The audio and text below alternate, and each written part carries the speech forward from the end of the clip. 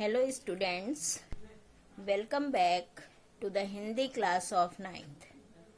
Students, in last video I was given you that chapter number 1 बात अठन्नी की प्रश्न उत्तर.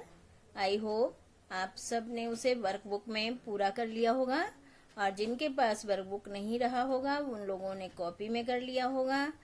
आज हम आपको पद्य विभाग का पाठ नंबर 2 गिरधर कविराय की ये आपका पाठ है कुंडलियां पढ़ाएंगे. पाठ शुरू करने से पहले बच्चों हम पहले कवि के विषय में थोड़ा जान लेते हैं. तो आप पेज नंबर 75 खोलेंगे और सभी बच्चे ध्यान से देखेंगे. कवि का नाम है गिरधर कविराय. गिरधर कविराय के जीवन के बारे में अधिक जानकारी उपलब्ध नहीं है. श्री शिव सिंह ने इनका जन्म संवत 1770 दिया है. उनका कविता काल संवत 1800 के उपरांत ही माना जा सकता है. गिरधर कवि के नीति, वैराग्य और आध्यात्म को ही अपना कविता विषय बनाया है. जीवन के व्यवहारिक पक्ष का इनके काव्य में प्रभावशाली वर्णन मिलता है, जिसकी पैठ जनमानस में बहुत गहरी है. इसीलिए इनकी नीति संबंधी कुंडलियां जनमानस में बहुत लोकप्रिय हैं. इस लोकप्रियता का सबसे बड़ा कारण है बिल्कुल सरल, सहज, व्यवहारिक तथा सीधी सादी भाषा में गंभीर तथा नीतिपरक तथ्यों का कथन. कहने का तात्पर्य है कि इनकी कविता में बड़े ही सरल और सहज ढंग से उसके सारी ही नीतियों का ये वर्णन करते हैं जो व्यवहारिक रूप से प्रयोग की जाती हैं. कुंडलियों में इन्होंने अपने समस्त काव्य की रचना की है. स्टूडेंट्स, इन्होंने सारी काव्य की रचना कुंडलियों में की है. गिरधर कविराय ग्रंथावली में इनकी 500 से अधिक कुंडलियां संकलित हैं. गिरधर कविराय ग्रंथावली में इनकी 500 से अधिक कुंडलियां संकलित हैं. इस प्रकार आपको कवि के विषय में जानकारी हो गई. स्टूडेंट्स, अब हम नेक्स्ट पेज पर पाठ पर फोकस करेंगे. सभी बच्चे ध्यान से देखेंगे और आप पाठ को ध्यान से देखिए. लाठी में गुण बहुत हैं, सदा राखिए संग. गहरी नदी नारी जहां तहां बचावे अंग. तहां बचावे अंग झपट कुत्ता कह मारी. दुश्मन दावा गिर होई तिनहु को झारे. कह गिरधर कविराय सुनो हो धूर के बाठी. सब हथियार न छाड़ी हाथ में लीजे लाठी. प्रस्तुत स्टैंजा में पंक्तियों में कवि क्या कह रहे हैं? कवि कह रहे हैं कि लाठी, ये जो लकड़ी की एक डंडी होती है, बड़ी होती है और मोटी होती है. ये लगभग 5 फीट 6 फीट ऐसे होती है और मोटी होती है. आपने देखा भी होगा. उसको यहाँ पर गिरधर कविराय उसकी खूबी को, उसकी गुणों को बताते हुए क्या कह रहे हैं? इसमें बहुत गुण हैं. क्या गुण हैं और क्या करना चाहिए हमें? सदा राखिए संग, हमेशा अपने साथ रखना चाहिए. क्यों? गहरी नदी नारी जहां तहां बचावे अंग. गहरी नदी अगर है तो नदी की गहराई नापने के लिए और नाली की गहराई को संतुलन बनाने के लिए और ऐसी जगहों पर वो हमें बचाता है, अर्थात हमको सुरक्षित करता है, हमारी रक्षा करता है. कैसे? सपोज नदी गहरी है, कितनी गहरी है, कितना कहाँ पे पानी है, आप उस लाठी के द्वारा नापते हुए, और अगर पानी उसमें कम दिखाई दे रहा है तो पैदल भी पार किया जा सकता है. क्यों? क्योंकि पहले के समय में इतनी सुविधाएं, इतने पुल, इतने नाव, ये सब नहीं हुआ करते थे. तो उसको देखते हुए इन्होंने व्यवहारिक रूप बताया है. इसमें नीति बताई है कि हम नदी की गहराई को भी नाप सकते हैं. नाली पर संतुलन, सब नाली की चौड़ाई कम होती है तो नाली में हमने टिकाया अपने लाठी को और हम इस पार से उस पार कूद गए. तो इस चीज को उन्होंने, इसकी उपयोगिता बताई है. या ऐसी जगहों पर वो हमारे अंग, हमारे शरीर को बचाता है, सुरक्षित करता है। तहां बचावे अंग झपट कुत्ता कह मारे। ऐसे जगहों पे तो वो हमें बचाता ही है, हमारी रक्षा करता ही है। और कुत्ते अगर हमें काटने के लिए दौड़ रहे हैं, परेशान कर रहे हैं, रास्ते में जंगली कुत्ते हैं, कोई भी हैं, तो उनको भी हम मारकर भगा सकते हैं, उनसे भी हम अपनी रक्षा कर सकते हैं। दुश्मन दावागीर होई तिनहु को झारे। और अगर दुश्मन हम पर वार करता है, अगर हम पर आक्रमण कर देता है या हमें नुकसान पहुंचाने की प्रयास करता है, तो हम उसको भी उससे मारकर भगा सकते हैं, उसका भी सामना कर सकते हैं। कह गिरधर कविराय सुनो हे धूल की बाठी। गिरधर कविराय कहते हैं कि हे धूल भरे रास्ते पर चलने वाले यात्रियों, ध्यान से सुनो, सब हथियार को छोड़ दो, हाथ मह लीजिए लाठी। हाथ में सदा लाठी को रखिए, सारे हथियार को छोड़ दो, किसी की कोई जरूरत नहीं है, और तुम इस लाठी को अपने साथ रखो। नेक्स्ट स्टैंजा पे आते हैं। कमरी थोड़े दाम की बहुत आवे काम। गिरधर कविराय कहते हैं कि कमरी, कंबल ब्लैक कलर का होता है, भेड़ के बाल से बनता है, ये बहुत ही थोड़े दाम की होती है। बच्चों, आप तो बहुत वैरायटी आ गई है कंबल की, लेकिन उन पे मत जाइए आप। असली कमरी जो होती है, कंबल जो होता है, वो बड़े ही सस्ते होते हैं, बहुत थोड़े दाम के आते हैं, लेकिन ये बहुत काम के होते हैं, अर्थात ये बहुत ही उपयोगी होते हैं। खासा मलमल वापता उनके राखे मान। खासा मलमल वापता, ये कीमती कपड़ों की वैरायटीज हैं। ऐसे कीमती कपड़े, मलमल के, रेशमी के और भी महंगे कपड़े, इन सब का वो मान रखता है, अर्थात इन सब को सुरक्षित रखता है। क्यों? क्योंकि उस कंबल में लपेट के हम रख देंगे तो वो सुरक्षित रहेंगे। उनकर राखे मान बंद जहां आड़े आवे। उनका तो मान रखता ही रखता है, और क्या करता है वो, कहीं पर अगर हमें उसको बिछाने की जरूरत पड़ती है तो हम उसको बिछा भी सकते हैं। बकुचा बांधे मोट, उसमें हम उसको बांध के लटका भी सकते हैं। और फिर हम अगर कहीं जा रहे हैं, गए हैं, रास्ते में हमें कहीं सोने की जरूरत पड़ती है, तो हम उसमें से गठरी में से खोल के उसे अलग रख के और उसे झाड़ के बिछा भी सकते हैं। कहा गिरधर कविराय मिलत है थोड़े दबरी। गिरधर कविराय कहते हैं कि बहुत ही थोड़े दाम की ये कमरी मिलती है, कंबल मिलता है। सब दिन राखे साथ बड़ी मर्यादा कमरी। हमेशा हमें इसे अपने साथ रखना चाहिए, क्योंकि ये बड़ी मर्यादावान है, यह कंबल बहुत ही मर्यादावान है। अब आप नेक्स्ट स्टैंजा पे आ जाएंगे। गुण के गाहक सहस नर बिन गुण लहे न कोय। गिरधर कविराय कहते हैं कि गुण, गुण माने टैलेंट, हमारे अंदर खूबी, मनुष्य के अंदर जो खूबी है उसको सहस नर, हजारों लोग पसंद करते हैं, और बिन गुण लहे न कोय, बिना किसी खूबी के, बिना किसी अंदर हमारे गुण के कोई भी हमें नहीं पूछेगा। यहाँ उदाहरण उन्होंने दिया, जैसे कागा कोकिला शब्द सुने सब कोय। जैसे कोयल और कौवे के शब्द सभी सुनते हैं, सभी उसके दोनों के शब्द सुनते हैं, लेकिन कोकिला सबई सुहावन, कोयल सभी को अच्छी लगती हैं। दो को एक रंग काग सब भय अपावन, दोनों का एक ही रंग है, लेकिन कौवा किसी को भी पसंद। कोकिला सबई सुहावन, कोयल सभी को पसंद आती है। क्यों? क्योंकि केवल कोयल के अंदर गुण है मीठा बोलने की, उसकी आवाज बड़ी मीठी होती है। दो को एक रंग, दोनों का, कौवे का और कोयल का दोनों का रंग ही काला है, एक ही रंग है। काग सब भय अपावन, कौवे को कोई भी पसंद नहीं करता, कौवे को सब अपवित्र मानते हैं। कह गिरधर कविराय सुनो हे ठाकुर मन के। गिरधर कविराय कहते हैं, हे मन के ठाकुर, अर्थात हे मन के मालिक, ये बात ध्यान से सुन लो। बिन गुण लहे न कोय सहस नर गाहक गुण के। बिना किसी टैलेंट के, बिना किसी गुण के कोई भी पसंद नहीं करता, और अगर आपके अंदर गुण है तो हजारों लोग आपको पसंद करते हैं, करेंगे। अब आप आ जाइए नेक्स्ट स्टैंजा पे।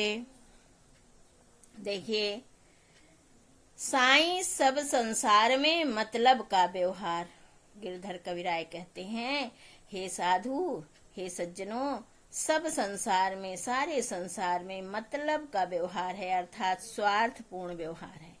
अगर आपका स्वार्थ किसी से है या किसी का स्वार्थ आपसे है तो आपसे बड़ा अच्छा व्यवहार करेगा।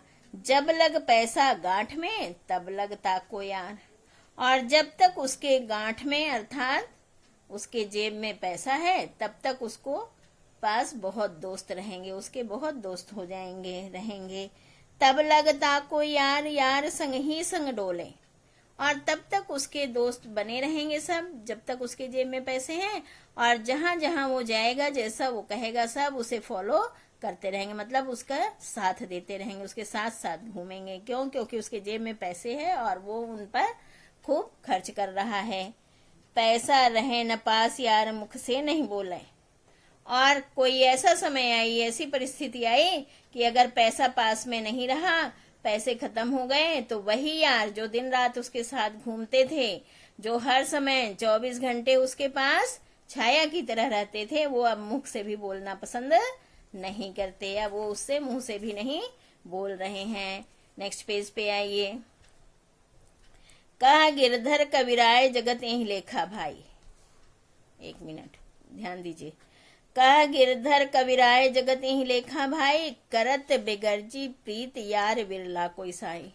गिरधर कविराय कहते हैं कि हे साधु, हे सज्जनों, यह संसार इसी तरह का है, यही लेखा भाई इसी प्रकार का है।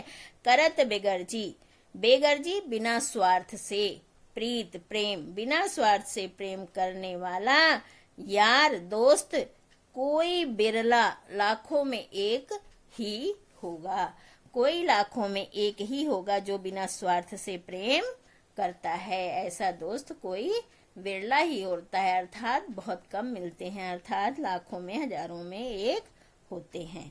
अब आप नेक्स्ट स्टेंजा पे आ जाइए। रहिए लटपट काट दिन, बरु घामे मा सोए, छाह न बाकी बैठिए जो तरपतरो होए। यहाँ पर गिरधर कविराय जी कहते हैं कि अगर आपका दिन कैसा है, आपकी परिस्थिति कैसी है, आपका सामर्थ्य कैसा है, उसी में आप अपना दिन काट लीजिए, जैसे भी काट सकें। चाहे घाम में, धूप में सोना पड़े, आप धूप में सो जाइए। छाह न बाकी बैठिए जो तरपतरो होए। पतले पेड़ की छाया में नहीं बैठना चाहिए। यहाँ पतले पेड़ से दुर्बल व्यक्ति को उदाहरण किया, प्रतीक माना गया है, अर्थात पतले पेड़ की छाया में हमें नहीं बैठना चाहिए, नहीं सोना चाहिए, अर्थात कमजोर व्यक्ति का हमें सहारा नहीं लेना चाहिए। तरुपत्रो माने कमजोर व्यक्ति का। क्यों? आगे देखिए। जो तरुपत्रो होए एक दिन धोखा देंगे। जो पतला पेड़ होगा, कमजोर पेड़ होगा, वह एक दिन अवश्य धोखा देगा। क्यों? कैसे धोखा देगा? देखिए। जा दिन बह बयार टूट तब जड़ से जई हैं, ऐसे धोखा देगा। जिस दिन तेज हवा बह गई, आंधी आ गई, तूफान हो गया, उसी दिन वो पतला पेड़, कमजोर पेड़ जड़ से उखड़ जाएगा। इसी प्रकार कमजोर व्यक्ति जो होते हैं, वो भी दुर्बल व्यक्ति जो होते हैं, वो थोड़ा भी परेशानी आई तो उसमें वो क्या हो जाते हैं, सब कुछ अपना छोड़ देते। कहने का मतलब वो आपको छोड़ देंगे। अगर उनके ऊपर कोई परिस्थिति आई ऐसी परेशानी वाली, मुसीबत वाली, तो वो आपको छोड़ देंगे, अर्थात आपको नुकसान पहुंचा देंगे। जैसे पतला पेड़ उसकी छाया में बैठने से, तेज हवा आने से गिर जाएगा, ऐसे ही कमजोर व्यक्ति अगर उनकी परिस्थिति थोड़ा खराब हुई और आपने उनका सहारा लिया है तो आपको भी नुकसान पहुंचा देंगे। टूट तब जड़ से जई हैं, वही यहाँ पे कवि ने कहा है कि कमजोर पेड़ जो हैं वो तेज हवा से, आंधी से जड़ से टूट जाएंगे, और जड़ से टूटेंगे तो आपके ऊपर गिरेंगे, आपको हानि पहुंचेगा, चोट लगेगा। ऐसे ही कमजोर व्यक्ति का सहारा है। कहा गिरधर कविराय छाह मोटे की गही है। गिरधर कविराय कहते हैं कि हमेशा हमें मोटे पेड़ की छाया में बैठना चाहिए, अर्थात समर्थ और जो व्यक्ति सबल है ऐसों का सहारा लेना चाहिए। क्यों? क्योंकि पाती सब झर जाए तऊ छाया में रहिए। जैसे मोटा वृक्ष है, उसका तना बहुत मोटा है और कितनी भी आंधी तूफान आ जाए, उसके सारे पत्ते क्यों ना झड़ जाएं, लेकिन पेड़ आपके ऊपर नहीं गिरेगा। इसी प्रकार उन्होंने मोटे पेड़ को समर्थ और सबल व्यक्ति से दिया है कि उनका आप सहारा लेंगे तो वो कितने भी मुसीबत में क्यों ना आ जाएं, आपको हानि नहीं होने देंगे, आपको सहारा वो देंगे, क्योंकि वो खानदानी हैं, वो मोटे हैं अर्थात समर्थ हैं, अर्थात सबल हैं। तो इसलिए बच्चों, यहाँ गिरधर कविराय ने आपको ये नीति बताई है कि हमेशा हमें समर्थ और बलवान व्यक्ति का ही सहारा लेना चाहिए। अब नेक्स्ट स्टैंजा में आप आ जाइए। पानी बाढ़े नाव में, घर में बाढ़े दाम। गिरधर कविराय कहते हैं कि पानी बाढ़े नाव में, नदी में नाव चल रही है, आप बैठे हैं, उसमें पानी अगर आने लगता है छेद से या कैसे भी, तो क्या करना चाहिए? घर में बाढ़े दाम। और घर में इसी प्रकार अगर पैसों की बढ़ोतरी होने लगती है तब हमें क्या करना चाहिए? दो हाथ उलीचिए यही से आनो काम। पानी को नाव में से दोनों हाथ से उलीचना शुरू कर देना चाहिए, नहीं तो नाव डूब जाएगी। और अगर धन बढ़ रहा है, पैसा पड़ रहा है घर में, तो दोनों हाथ से आप दान पुण्य करिए। यही समझदार लोगों का, होशियार लोगों का और बुद्धिमान लोगों का काम होता है। यही सयानो काम, यही बुद्धिमान व्यक्ति करते हैं, उनका काम यही है। राम को सुमिरन कीजो, दोनों हाथ से दान पुण्य करते हैं और भगवान के सुमिरन में उस धन को लगाते हैं, सुमिरन करते हैं। पर स्वार्थ के काज सी से आगे धर दीजिए। और गिरधर कविराय कहते हैं कि पर माने दूसरों के स्वार्थ के काज अर्थात परोपकार के लिए, उनकी भलाई के लिए, उनके कल्याण के लिए शीश आगे धर दीजिए। अगर जरूरत पड़े तो बलिदान भी दे दीजिए, अपनी कुर्बानी भी दे दीजिए। कहने का तात्पर्य है कि तन मन धन से आप परोपकार का कार्य करते रहिए। कह गिरधर कविराय बड़न की यही वाणी। गिरधर कविराय कहते हैं बड़े लोगों की यही वाणी है। चलिए चाल चाल राखिए अपना पानी, सुचाल सत मार्ग पर चलते रहिए और अपनी इज्जत बनाए रखिए।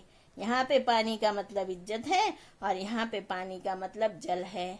तो चलिए सुचाल चाल राखिए अपना पानी, अपनी इज्जत को बनाए रखने के लिए सुचाल सही मार्ग पर चलते रहिए, आगे बढ़ते रहिए। ऐसा करते हुए अब आप लास्ट स्टैंजा पे आ जाते हैं।